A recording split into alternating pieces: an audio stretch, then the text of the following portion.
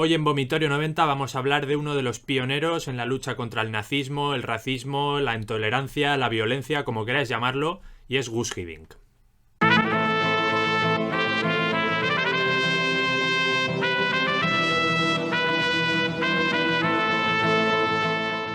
¿Qué tal estás, Manuel? Estoy bien, vamos a hablar del apartado más ideológico, político de Hiddink, pero igual por nuestra generación, que para nada lo vio en los buenos años, tenemos un poquito minusvalorado a Hiddink como entrenador.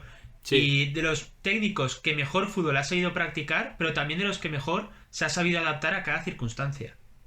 sí, la verdad es que sí. Bueno, los últimos recuerdos quizá que tiene el aficionado medio al fútbol de Hiddink son sus épocas de interino, de sustituto en el Chelsea, que creo que han sido 2 etapas, la Sí. última en 2015 o 2016 fue. Pero bueno, la verdad es que lleva ya varios años sin una gran actividad en los banquillos, pero en el Valencia sí que estuvo varias temporadas y consiguió buenos resultados, la verdad. Hoy nos vamos a centrar sobre todo en una etapa, en la del Valencia Club de Fútbol, porque es como pasa esta anécdota de lucha contra el nazismo en 1992. Todo el mundo coincide después de un Valencia que venía de años bastante duros, con ese descenso a segunda división a finales de los 80, aunque tiene un subcampeonato, una época con muchos canteranos, mucho futbolista joven. Y Hiddink siempre se dice que ha sido de los entrenadores que mejor fútbol ha practicado en Mestalla, o como entonces se le llamaba al estadio, en el Luis Casanova. A partir de aquí, vamos a empezar por la anécdota gorda, que es igual la que todos más o menos manejarán, y luego hay una pequeñita que a mí personalmente me hace más gracia. 1992, si no me equivoco es en febrero cuando ocurre esta anécdota. Valencia-Albacete, varias peñas, un viaje 1 horita y media, algo bastante sencillo. Del Sí. Albacete se desplazan a Mestalla, Luis Casanova, como lo queráis llamar, y despliegan una esvástica nazi en uno de los fondos. Hiddink se planta y dice que hasta que no se quite esa bandera, no se juega el partido.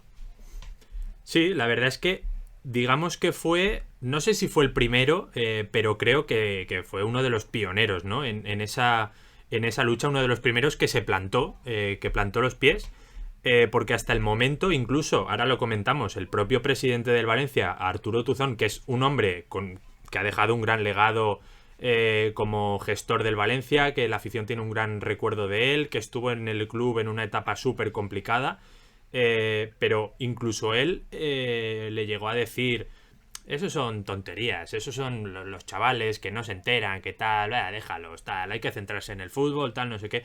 Y hasta ese momento, incluso años después, yo creo que esa era un poco la actitud que se tenía en las gradas, que tenían las autoridades contra este tipo de gestos.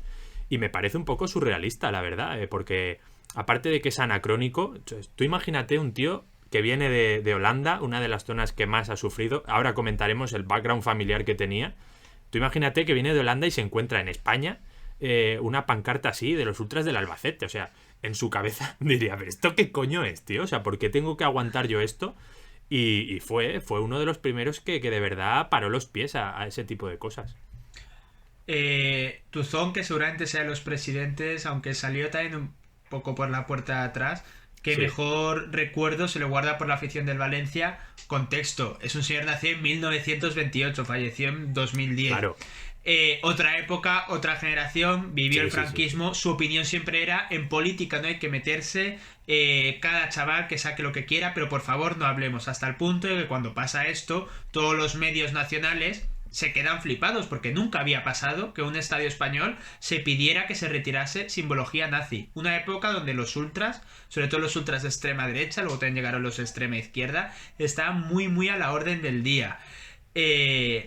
Tuzón acaba el partido y dice: no, no, eso es mentira, no ha pasado nada. El entrenador, ¿cómo va a decir que quiten algo de la grada? Sale el técnico a rueda de prensa y dice: por supuesto, yo he mandado quitar eso porque no entiendo Sí, que en un estadio de fútbol haya una esvástica nazi.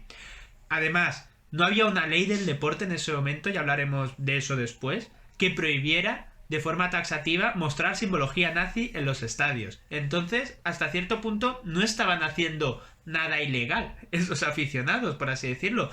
Si no llega a ser por Hiddink, esa bandera no la retira ni la policía, ni miembros de seguridad del club, ni nadie, porque técnicamente era legal lo que estaban haciendo. Ahí el problema. Aparte, bueno, comentabas que no había en ese momento una ley que impidiera ese tipo de actuaciones y no la hubo hasta 2007, si no me equivoco, que es la primera ley contra la, pues no me acuerdo el nombre, pero la intolerancia, contra la xenofobia en los estadios o algo así. Hasta 2007 no estuvo reglamentado, digamos, la prohibición de mostrar ese tipo de pancartas. Es una de las muestras de la lentitud que tiene el fútbol español para ciertas cosas, ¿no? En ese sentido. Y es que los ultras, al final, no creo que haya que erradicarlos. Esto ya es una opinión personal. Pero sí que es verdad que ellos, como grupos, siempre se han echado piedras contra su tejado. Porque si te fijas, rara vez aparece un grupo ultra diciendo: nosotros somos de extrema izquierda y apoyamos esto y lo otro y lo otro. Nosotros somos nazis y apoyamos esto. Siempre salen: no, somos apolíticos. En la grada, bueno, hay chavales de todas las ideologías, tal. Siempre salen diciendo eso y nadie se lo cree. Dices, tío, estás mintiendo descabelladamente. Y creo que ese ha sido el gran problema de los ultras en España. Porque al margen de eso, no sé, los episodios de violencia antes eran más comunes, luego ya hay más restricciones, hay menos ultras también, pero creo que el gran problema y el hecho de que todavía estén estigmatizados y no vayan a dejar de estarlo es el problema de las ideologías extremas, ¿no? Tanto pues en los grupos vascos y tal, que ha habido cercanía a la ideología terrorista y a la ETA y tal, y luego en otros grupos en Madrid, en Valencia, tal, pues a la ideología nazi. Creo que ese ha sido y es todavía el gran problema de los ultras. Yo creo que aunque ahora haya gente que quiera mover mucho el tema ultra de la violencia en el fútbol, casi como para tapar otras vergüenzas, Sí. seguir pensando que en España, incluso en el fútbol europeo, pero sobre todo en España, existe un problema del fenómeno ultra, algo que de verdad ponga en peligro la convivencia de un estadio, la imagen es algo muy moderna y reducido. progresista que se quiere dar, es mentira y van a acabar muriendo por sí solos. Al revés, creo que con esta atención mediática que se les está dando continuamente, lo que sirve y dándoles esa imagen underground es revitalizarlos. Aún así, en los 90 sí que eran un problema y sin desmerecer el gesto de Gus Hiddink, que fue muy importante por pionero, las instituciones no estaban preparadas para tomar medidas después de ese gesto. Los clubes de fútbol tampoco querían tomar medidas a favor de ese gesto. La liga mismo no quería tomar ninguna medida a favor de ese gesto, lo mismo. Y lo que se vio durante toda la década de los 90 fueron altercados violentos de grupos ultras y además sin una ideología definida. Ahí es cierto, hubo asesinatos por parte de unos, por parte de otros. Hasta, se me ocurre, Guillem Agulló, que era miembro del Levante y de los Boys of Noise, de lo que es la sección en el País Valenciano del grupo ultra del Fútbol Club Barcelona, que fue erradicado por la puerta por sus actividades violentas. Incluso militantes de extrema derecha como, voy a decir mal el nombre, Frédéric François o como se pronuncie el español, y en el más conocido, porque ya fue, claro, cuando al final son entre gente que pertenece a un grupo ultra o a otro, como que se deja pasar hasta cierto punto de afición. Se vio hace poco con el caso de Jimmy, pero cuando afecta a gente que no está tan metida en el fútbol como se ocurre en el 98, el caso de Zabaleta, igual ese sí que fue el punto donde todo cambió, pero de eso pasaron 6 años desde lo de Hiddink, claro. Cuesta, o sea, se dan pasitos, se dan gestos, pero desde el gesto hasta el paso, el fútbol español, y se ha visto ahora con Diacabí, va muy, muy, muy lento. Antes he comentado lo de Arturo Tuzón. Quiero matizar.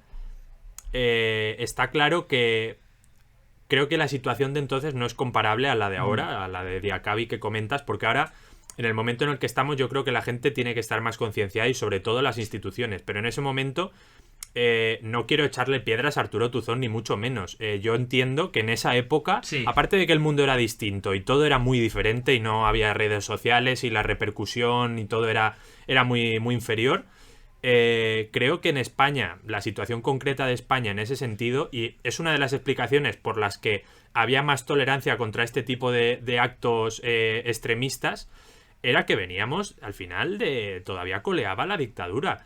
Y en España es normal que en ese momento cualquier cosa de ideologías extremas, lejos de rechazarla y de plantar cara, simplemente se tratara de ignorar y se tratara de olvidar, ¿no? De aquí no pasa nada, aquí no hay confrontación, ahí tal, no sé qué. Entonces entiendo en ese sentido que hubiera esa permisividad en los campos y que la gente no diera la cara, que no se castigara desde las instituciones. Entiendo que no querían remover temas ideológicos al final de crear dos bloques, de la confrontación, ¿no? Entonces no quería ni mucho menos echarle la culpa de esto a Arturo Tuzón. A mí una cosa que me gustó mucho de lo que hizo el técnico holandés, igual lo fácil y más en caliente, y más cuando conozcamos su historia, hubiese sido en rueda de prensa salir cagándose en la madre de todos los chavales del Albacete que habían sacado esas banderas. Y en vez de eso, lo que hizo fue un gesto de calma y sobre todo de pedagogía que nos tendría que servir como ejemplo, que incluso en entrevistas actuales ha mantenido. Y es que acaba el partido y lo que dice es: yo no creo que el grupo de chicos que llevan esa bandera sepan qué significa. Exacto. Cada hombre tiene que pensar en todo eso y adoptar una actitud. Es malo permanecer pasivos. Actualmente son grupos pequeños y realmente no creo que pase nada. Pero como persona quiero tomar partido y lo rechazo. Es que en 2 frases hizo una radiografía perfecta del fenómeno ultra en el fútbol español. O sea, al final son chavales muchas veces de clase baja, de barrios obreros, que encuentran su familia, su lugar de convivencia, su lugar de expresión en estas gradas. No se les puede tratar como animales, porque al final si les tratas como animales la respuesta va a ser una pedrada en la cabeza y con razón. La respuesta va a ser de animales, ¿no? Pero bueno. Está dicho siempre, aún así. No fue la única vez que Gus Hiddink... A mí esta es que me gusta más y me hace mucha gracia. A mí esta es que ya, o sea, después del tema este de la pancarta nazi, que sí que vas a tope con él, esta ya me parece un poquito rigurosa, ¿no? A mí me gusta. No, yo estoy muy de acuerdo, porque aparte, yo sí que estoy de acuerdo, pasó antes que la de la pancarta hacia principio de temporada, pero habla mucho del ambiente de Mestalla. Sí, es verdad. Del ambiente en los campos de los 90. No vamos a Sí. reducirlo solo a Mestalla, ¿no?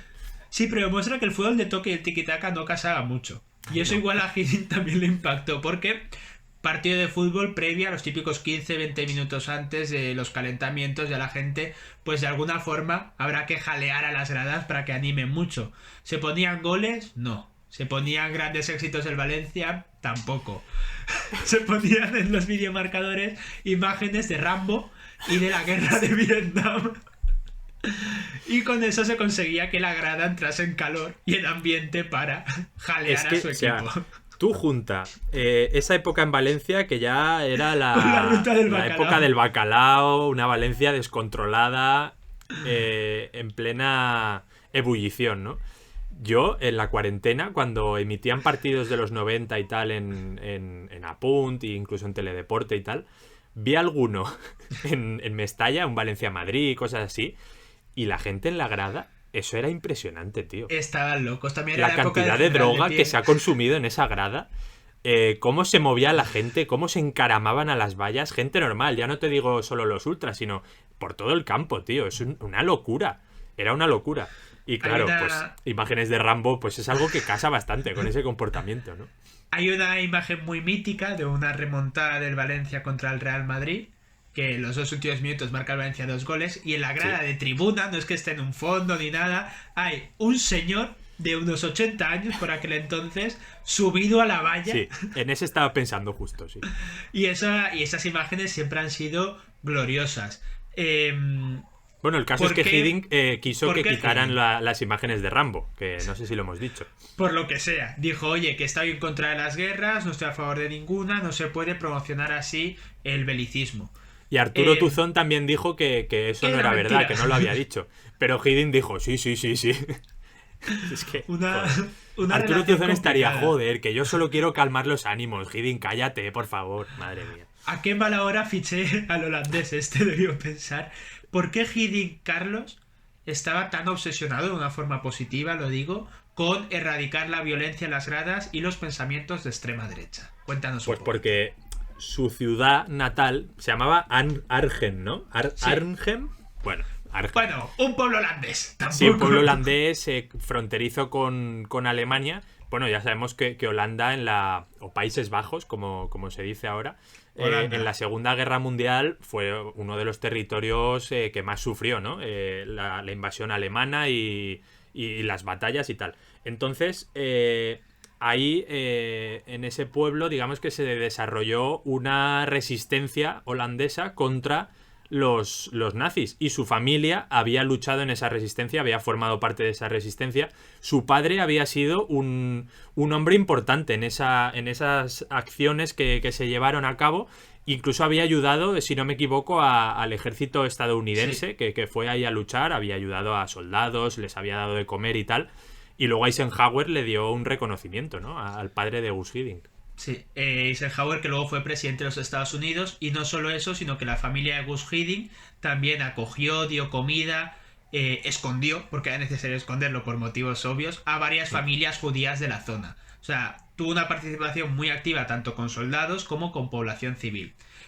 A Gus Hiddink le llegó el reconocimiento por estos actos un poco más tarde, por esta lucha a los estadios contra las ideas de extrema derecha, y es cuando en España sí que se le reconoció con el premio de la fundación Ernest Lluch, que fue un ministro español que fue asesinado por la banda terrorista ETA. Y hasta ese momento es el único reconocimiento que ha tenido por estos actos. A partir de aquí, Carlos, poco que decir, ahora va a quedar muy frívolo, pero para más contenido de este, que sí que tenemos algún vídeo más o menos similar, lo que hay que hacer es suscribirse, darle a la campanita y seguirnos en redes sociales, porque Gus Hiddink también lo haría. Alístate. Esa sería. Alístate a la resistencia de Vomitorio 90. Sí, señor. Ahí estamos. Pues nada. Ya estaría. Pues Venga. cerramos ya. Vale, Adiós. nos vemos el lunes. Hasta luego.